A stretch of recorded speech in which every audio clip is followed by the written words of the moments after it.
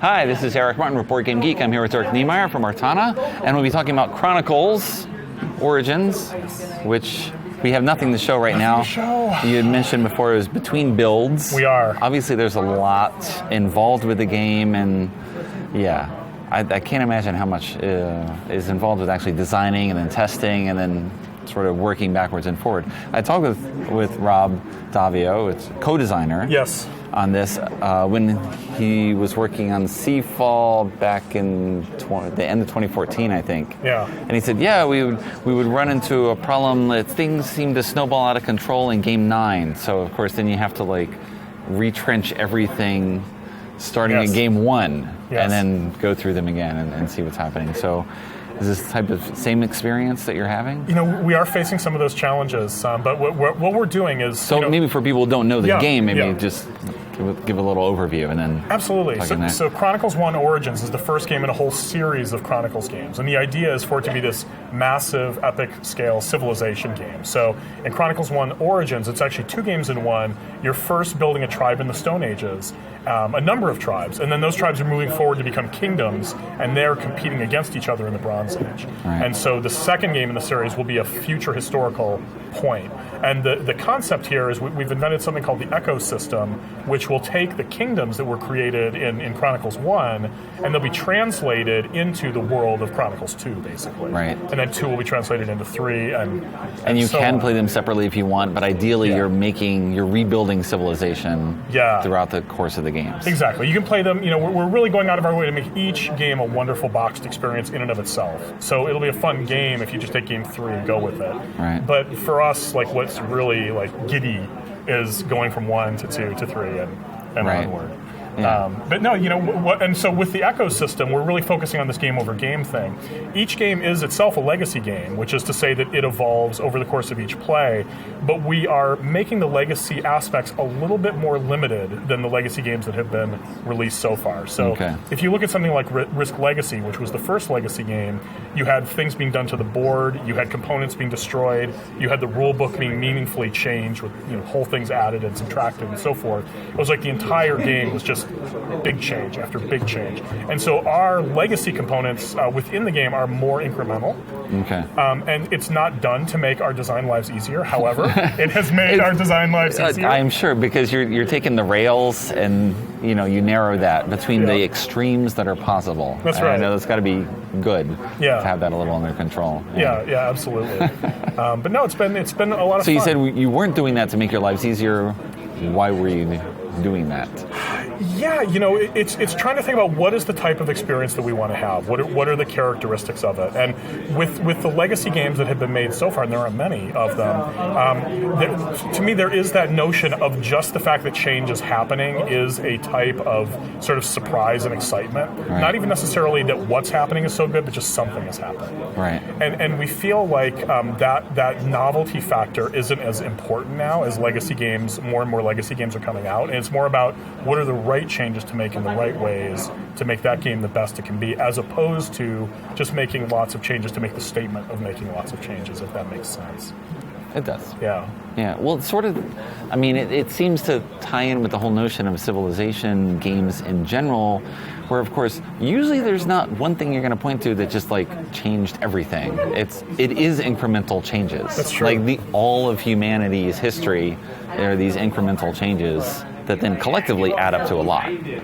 So, Eric, I love how you think, because as someone who designs around theme, that's exactly the way I think when I'm making decisions. So, amen, brother. Amen. That's right on. Well, it makes sense along those lines. And of course, by chance it works out and makes our design lives easier. We're not complaining. Yeah, that's going to be good as well. So do you have a fixed timeline for publication, or is it still just we're in development and going? We've got some dates in mind, but I don't want to announce them. Last year we made some announcements about what we would do, and we weren't able to hit those. So instead of pick another date that may or may not get hit, I'm going to be quiet. We're hopeful that Chronicles 1 will be out in 2016. We're not committing to that, but we're still aiming for that. Right, because as well, I understand it. Of course, it's frustrating for people to be like, oh, when can I have this awesome sounding thing? Yeah. But at the same time, you want to make sure it is awesome and not awesome sounding. That's right. That's right. Yeah, I mean, I started as a game designer 5 or 6 years ago on my own, just designing stuff basically out of my garage, right? And I did everything from start to finish, soup to nuts. And one of the things that I've learned the hard way, especially with my earliest games, was that development takes a lot of time and effort. And in that last teach, 20% is more time than everything else. And so in trying to teach myself to design, I would underdevelop. And as time has gone on, I'm getting more and more knowledge and better around, a more fulsome development process. And it's been wonderful having Rob involved in the project, because if you talk about a designer from the standpoint of skill and experience, I mean, he's as good as it gets. And so the wonderful aspects that he's brought to the project are just going to make it all the better. It's been terrific. Yeah. It's interesting, too, just talking about learning the value of development. I guess that you don't know that initially. Yeah. And I don't want to say that, like, companies that go on the Kickstarter and just fund themselves without having prior experience are necessarily underdeveloped, but it seems like there's a number of examples you can point to where, like, the existing publishers have value. Like, that is what they excel at, is taking something raw and then putting a finished product on there. Amen.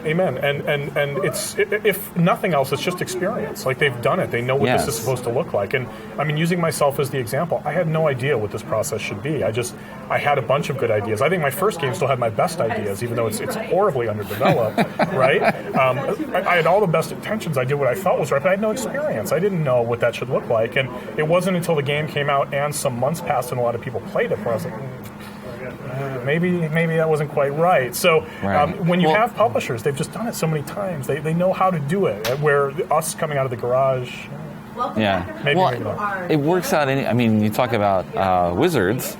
They've been doing Magic for 20 years, and they still have. I mean, I haven't played Magic in a long time, but I still read like the design and development columns online, and they're still talking about, we just learned this, we just learned this. They're 20 years in, we just learned this, and and improving systems for how they want to advance, and we're going to plan to do this for at least another 20 or however many years. So they're still building on that. That's right. It's not a one-off experience that I don't have to worry about that anymore. It's tough, and I mean, this is a little bit different than the game development overall, but like just the rule book. I mean, I've had rule books, I edit that thing 30 times, painstaking, hours and hours. The damn thing goes out, and there's still a problem here, You're like, oh my God, what more can I do? I mean, it's hard. It's really tough. The fit and finish from development onward, people have no real understanding or appreciation unless they're deep in the industry for how hard that is and what that looks like. And I do think that the developers are in our industry are the most underappreciated people by far. Because I think what they do is really hard. It's thankless work, and I mean, they're a little line in the back of the rule book. They don't get the glory that the designer enjoys. So I'll actually take this opportunity to mention we have 2 developers on staff, J.R. Honeycutt and Matt Cameron, and they're great. I mean, they deserve a lot of credit. The work that they do is what will take the game to that next really wonderful level of fit and finish. Okay, well, good. Hey, they got their props. They deserve it. Yeah, when you look at the German companies, a lot of them are identified with a developer. At least when you start to know them. Yeah. If you look at the judging for the Hippodice design competition, and you look at the jury members, you're just like, oh, Stefan Bruck is Alea, and Matthias Karl is Schmidt, and Andre, I forget his last name now, for Pegasus. I don't remember his last name. Yeah. Those are the developers, and they are what give that company an identity. Yeah. And that's why you play a Hans im Glück game, and it is a Hans im Glück game because the developers has done their thing. Absolutely. Yeah. So it's the same there. Okay. Yeah. Well, thanks for the overview and update. Yeah. And we'll see what happens. It's coming. Chronicles 1 Origins. Watch out for it. Okay. Thank you. Thank you, Aaron.